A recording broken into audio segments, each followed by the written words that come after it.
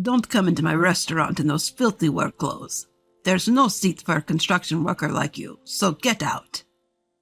The sushi restaurant master chef raised his voice, trying to kick me out.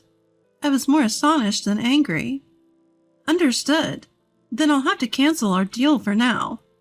The master chef tilted his head at my words, then glared at me. I don't know what you're talking about, but get out quickly. Apparently, this master chef really didn't realize who I was. As I was about to leave, a certain person entered the restaurant and spoke to the master chef. I saw that person's face and instinctively shook hands. My name is Franny Elwood. I'm working hard every day at Elwood Remodeling Company, which I inherited from my father. I'm still inexperienced, but many customers praise me for being as skillful as my predecessor. Today, I managed to handle a large remodeling contract for the first time, and I finally gained confidence in myself. Was it tomorrow that you were going to eat at the master chef's restaurant that was recommended by a customer? Yes, but if Dad were here, it would be obvious that I came to check it out. This time, it's a reservation for me alone. When this job is over, you'll treat me to a meal, right? I couldn't help but laugh at my father's hearty laughter. I haven't been able to repay him for all the help he's given me, so it wouldn't be bad to do something like this once in a while. By the way, this customer was referred to me by the person who gave me the large contract the other day. That person was the first customer to entrust me with all the arrangements, so I must have caused some trouble, but he always cheered me up, saying, A young and energetic girl is good. Since it's a referral from such an important person, I have to work hard this time too. I must provide something satisfactory with even better skills than last time.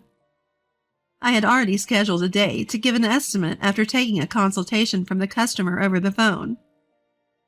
However, I have two peculiarities, and I always go to check the place in advance.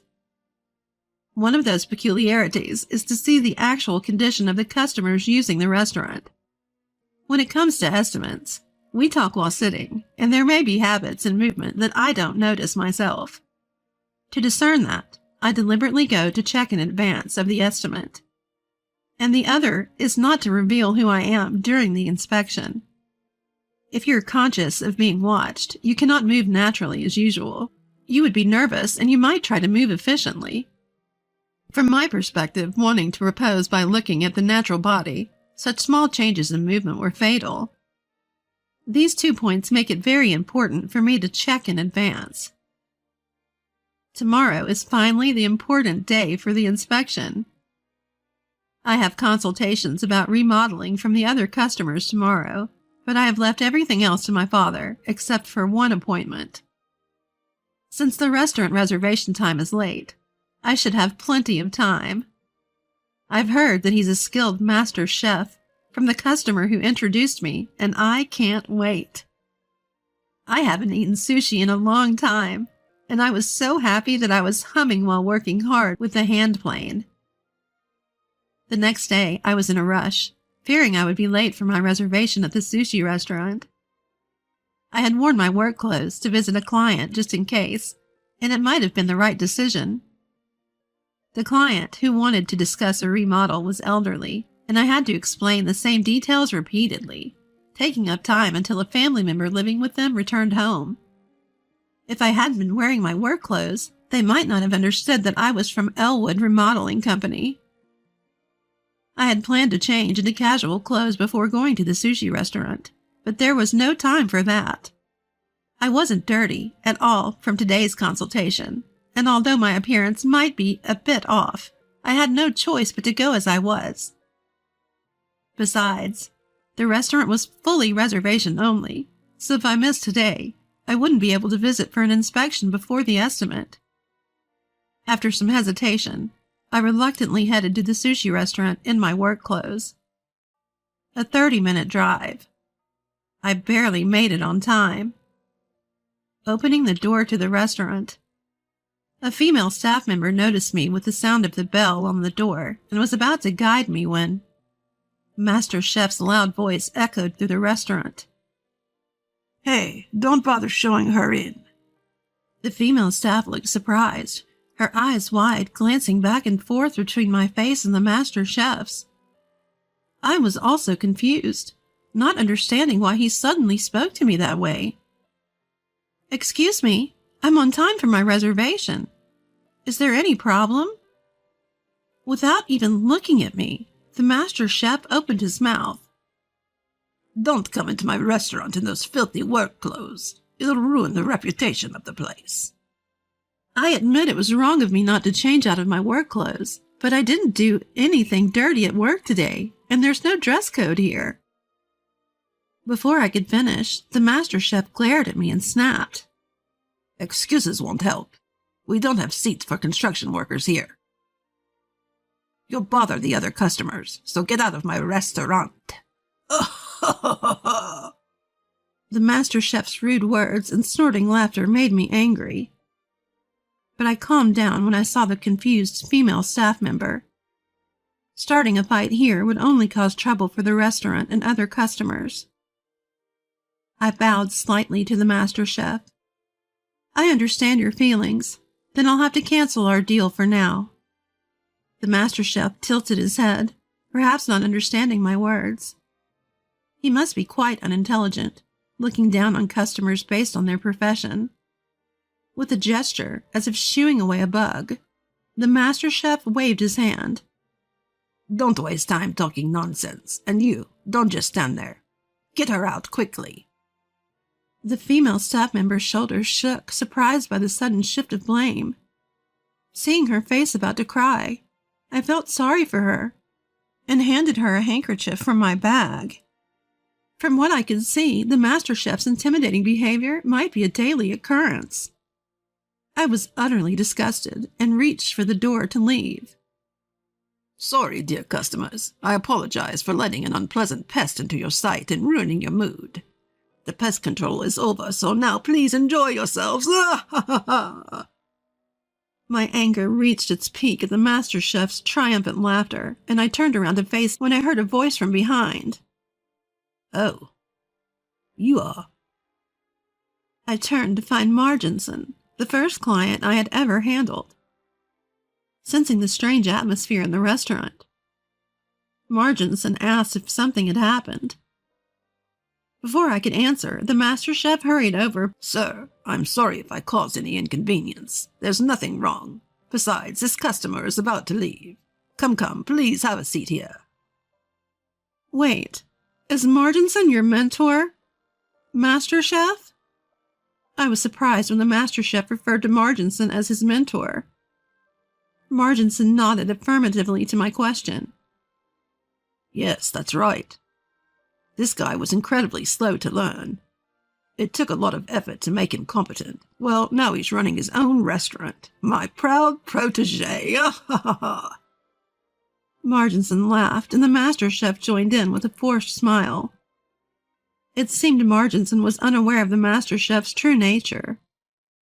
While he acted humbly towards his master, Marginson, it appeared that the sense of liberation from becoming independent had led him to adopt a careless attitude towards his customers. By the way, I'm the one who introduced her to your shop. Thanks to your remodeling, our work efficiency has improved significantly. And we're getting more compliments from the customers about the beautiful counter. Thanks for the great work. Marginson takes my hand and shakes it, expressing his gratitude. I shake Marginson's hand back, feeling a bit shy. The Master Chef watches us with a pale face. Wait a minute. Who is this girl? The Master Chef's words made Marginson frown. What do you mean by this girl? This person has helped me a lot. Didn't I just introduce you to this shop the other day? Isn't that why you came here today for a meeting? About that, as of now, I have no dealings with this shop. Wait, why? Marginson is shocked by my words and raises his voice. He must not have expected this turn of events and wants to know why I stopped the transaction. I'll discuss it with this person later, so don't worry, Master. Please take a seat over here. The master chef, finally realizing the gravity of the situation, tries to interrupt me, looking quite flustered. He makes a fuss, trying to pull Marginson away from me and guide him to his seat. I laughed inside at the master chef's desperate behavior as I explained to Marginson what happened earlier. Like I told Marginson, I took the request over the phone, so he probably didn't know I'm the daughter of Elwood Remodeling Company. But it's my fault for coming in work clothes. I see. And then? I thought that if I got involved with this shop, it might lead to big problems later on, so I decided to decline this time. At first, Marginson listens with a serious face, but by the time I finish speaking, his face turns bright red and he's trembling with anger. The master chef watches Marginson's reaction, his face turning pale, and he breaks into a cold sweat. No way, dear customer. It seems there's been a misunderstanding because of my poor explanation. Of course we have a seat ready for you. Please have a seat. The master chef's desperate excuses are in vain, and Marginson heads silently towards the exit. The master chef with his large frame runs after Marginson, causing dust to fly, and I end up coughing. The master chef continues to try to calm Marginson's anger, but Marginson ignores him completely. After a few minutes of trying to appease him, Marginson finally speaks. The master chef brightened his face, thinking he would be forgiven. But the words from Marginson were cruel to him. Don't ever call me your mentor again. If people think you're my protege, it'll ruin my reputation. I introduced you to someone special who helped me because you were struggling with changing the interior of your shop. Now I feel humiliated and terrible. With a cold expression, Marginson spoke, and the master chef seemed to freeze. His movements completely stopped. He had been desperately apologizing, but of course Marginson wouldn't forgive him. Pushing aside the master chef who was blocking the door, Marginson left the shop. I didn't want to stay any longer, so I followed Marginson. On my way out, I let out the words I had been holding back. You only apologized to Marginson and never said sorry to me. You even acted like I misunderstood everything on my own. Instead of changing the interior of the shop, you should fix your personality first. My final words left the master chef utterly dejected, and he collapsed to his knees. I handed a little money to the female waitress as an apology for the commotion and finally left the shop. I had planned to indulge myself at the restaurant today, but my mood was ruined, so I decided to eat a lot at a cheaper place. I wanted to eat heartily rather than dine elegantly. I also told my father the name of the place we were going to and called him over. He seemed suspicious at the quick contact, but the moment he saw my face, he seemed to understand the situation. It can't be helped. Today's on me, he said, putting his arm around me and cheerfully patting my back. After we had eaten enough, my father asked what had happened. I hesitated for a moment, but gave in to my father's worried eyes and slowly began to tell him about the day. It seems like you had a terrible customer. My father is usually a strict person. His strictness comes from wanting me to take over the business properly. I've even been scolded at work for complaining, so being treated this kindly was a first for me, and I felt tears welling up. But that master chef, if he picks a fight with Marginson, he won't survive. What? Is he that great of a person? Of course, his protege has opened many famous shops. Marginson's own restaurant is a place where celebrities sneak in, and you can't underestimate his influence in the industry. I was astonished, not knowing that Marginson was such an important person. I had thought he was no ordinary person, but I never expected him to be such a big shot. If you anger him, you might be shunned in the industry. The life of that shop might be short-lived. Hearing those words, I thought the master chef was just unlucky, and I felt relieved that I had made the right decision to break off the deal at that time. A little while later, I heard from Marginson that the master chef's restaurant had gone out of business. Apparently, a customer who was present that day was furious and posted a video on social media of the master chef ridiculing me. The customer was in the middle of an important business dinner, and the other party was from a construction company. He posted the video with a caption saying, "My credibility plummeted for choosing such an unpleasant restaurant." And it went viral. People who saw the video identified the master chef's restaurant, and it spread further, with critical comments piling up in the reviews. Furthermore, the female waitress from that time apparently sued the master chef for harassment. It seemed my intuition was right, and she had been treated terribly all along. On top of that, once people in the industry heard that Marginson had cut ties with the master chef, they stayed away, and the master chef was forced to close down crying. All that was left for the master chef was compensation for harassment. Even if he wanted to restart in the same industry, regaining lost trust would not be easy. Marginson said he would overlook it if I forgave the master chef, but since there was still no apology, I politely declined. Given the situation, the master chef might come yelling that it's my fault before even apologizing. Well, if that happens, I'll just chase him away with the body I've built through daily workouts.